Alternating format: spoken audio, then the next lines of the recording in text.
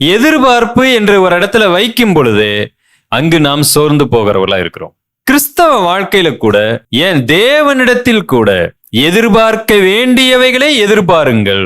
சில விஷயங்கள் வரலாம், வராமலும் போகலாம். சில விஷயங்கள் 100% வரும், சில விஷயங்கள் என்ன செய்யும், வரும், வராமலும் போகும். அந்த மாதிரி இடங்களில் அதீதப்படியான தவறான எதிர்பார்ப்பு உங்களை சோர்வுக்குள் நடத்தும். எனக்கு அன்பானவர்களே, தேவனுடைய வாழ்க்கை அல்லது அவர் இந்த உலகத்துல வாழ்ந்த போது அவருக்கே நிறைய இடங்கள்ல நாம இருக்கக்கூடிய அந்த ஆசீர்வாதம் அவருக்கு இல்லை. அவர் சொல்லுகிறார், மனுஷகுமாரன் தலை சாய்க்க கூட என்ன இல்லை, இடம் இல்லை என்று சொல்லுகிறார். ஒரு சாதாரண நரிக்கு கூட இடம் இருக்குப்பா, ஆடு மாடுகளுக்கு கூட இருக்கு, பறவைகளுக்கு இருக்கிறது.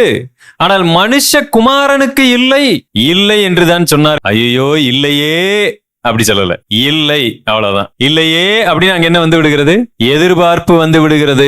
அதனால நீங்க அப்படிங்கறத சேர்க்க கூடாது. கார் இருக்கா, இல்லை, அவ்வளவுதான். சொந்த வீடு இருக்கா, இல்ல.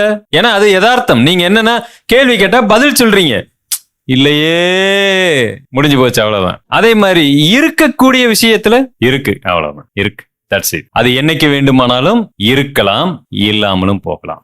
என்னுடைய சந்தோஷம் அதை சார்ந்து அல்ல, அந்த 4 சுவர்களை சார்ந்து அல்ல, ஒரு நிலத்தை சார்ந்து அல்ல. அப்படி பார்த்தோன்னு சொன்னா என்றைக்கு வேண்டுமானாலும் நான் சோர்ந்து போக வாய்ப்பு இருக்கிறது. உங்களுடைய சந்தோஷம் உங்களையும் தேவனையும் சார்ந்ததாக இருக்கட்டும். சோ நீங்க நன்மை செய்கிறதில் சோர்ந்து போக வாய்ப்பு இருக்கிறது.